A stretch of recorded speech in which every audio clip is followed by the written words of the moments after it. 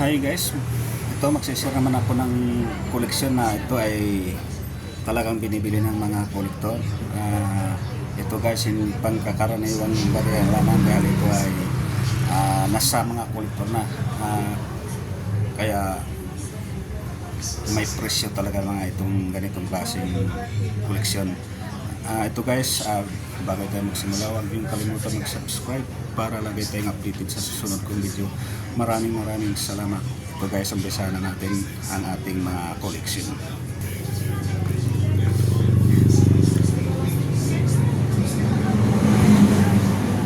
Ito guys, Napoleon. Mga ganitong klaseng medal guys, hinahunting ng mga kolektor dahil ito ay emperor ng Spain. Mga ganito guys, nagkakalaga ng 3.5 pataas, depende sa kondisyon. Ito ay gawa lamang sa bronze.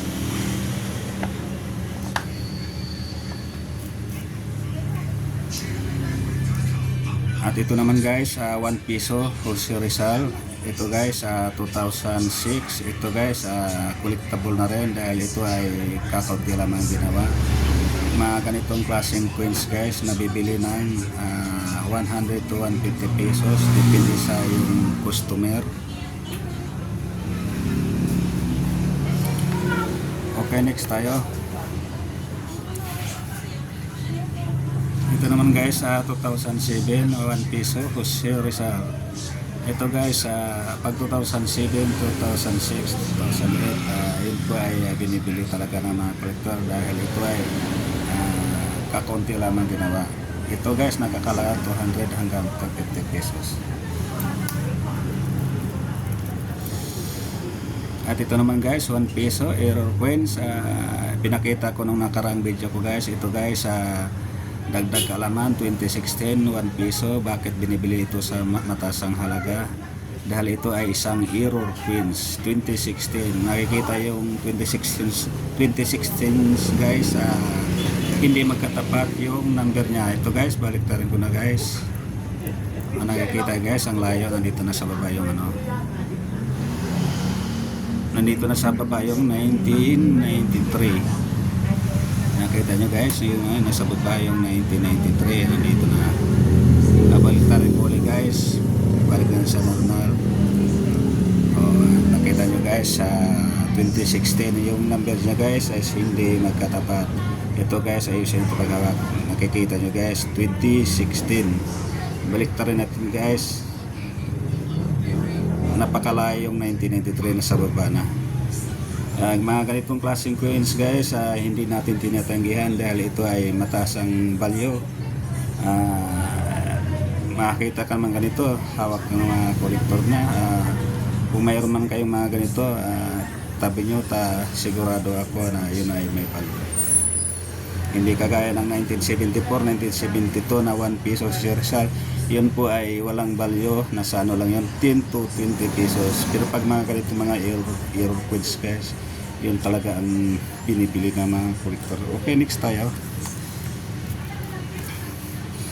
Dito naman tayo sa medallion guys na pangbukas ng Coke.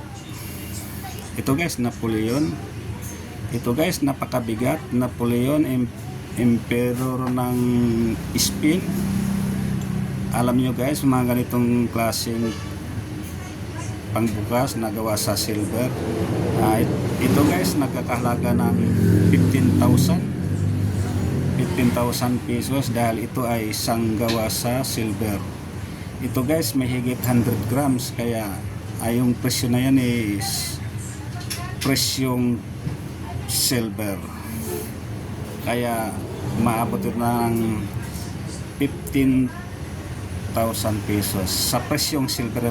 Presyong tunaw yon kasi may higit 100 kasi ngayon ang silver, mataas na ang silver, kaya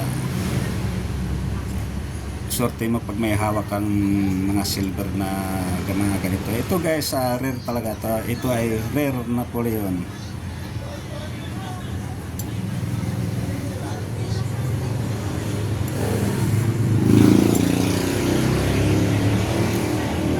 Napoleon Battle Opener.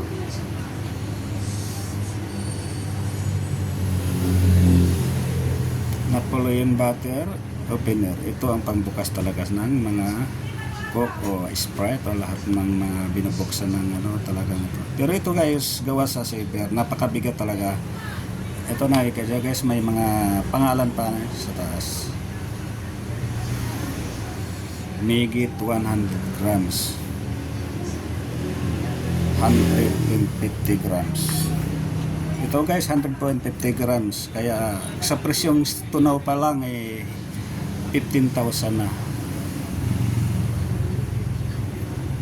Ganitong klaseng mga ano guys, Napoleon Battle Opener, hindi natin tinatanggihan. Pag mga gawa sa silver, talagang hindi ako tumitigil sa pamimili pag mga gawa sa silver dahil alam natin ang silver taon-taon tumataas. Ito guys, 15,000. Okay, next tayo. Dito naman tayo sa 5 piso Pilipinas. Ito guys, 5 piso 2001, Emilio Aguinaldo. Ito guys, isang error queens. Ito ay naging duble pagka imprinted. Double na duble siya dahil nakikita natin yung mga pangalan niya is nabubulag na siya. 2001. Pero ito guys, error talaga siya dahil kagaya ng 1 piso kanina, yung number hindi magkatapat. Ito guys, baliktarin natin yung 2001, dapat yung 1993 is nasa tapat niya. Okay guys, baliktarin natin. O nakikita nyo guys, yung 1993 nasa malayo sa ano, hindi siya magkatapat. Ito ay isang error queens. Ito guys, binibili ng 2,000 pataas, depende sa yung mga customer. Ito maabot pa na minsan 3,500 pataas pag ganitong klaseng queens guys, dahil ito ay isang error queens. Hindi mo pwede siyang dayain dahil ito ay hindi kagaya ng 10 piso na yun pwede mo siyang dayain. Pero ito guys, talagang napakalayo yung ano. Ito guys, baliktaran natin uli. Pilipinas, Emilio Aguinaldo, 2001, 5 piso.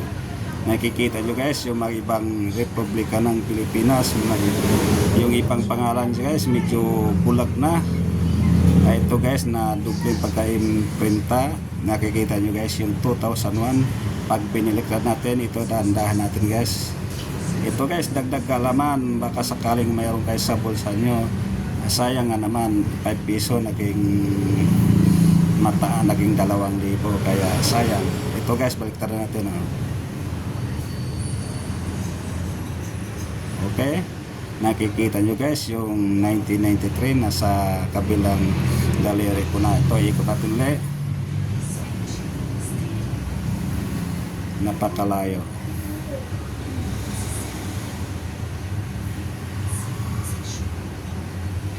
At saka nakikita nyo guys yung ano niya, yung tulis niya, hindi niya nakasinto dito sa 2001. Tika, baliktar natin. Nakikita nyo guys, 2000.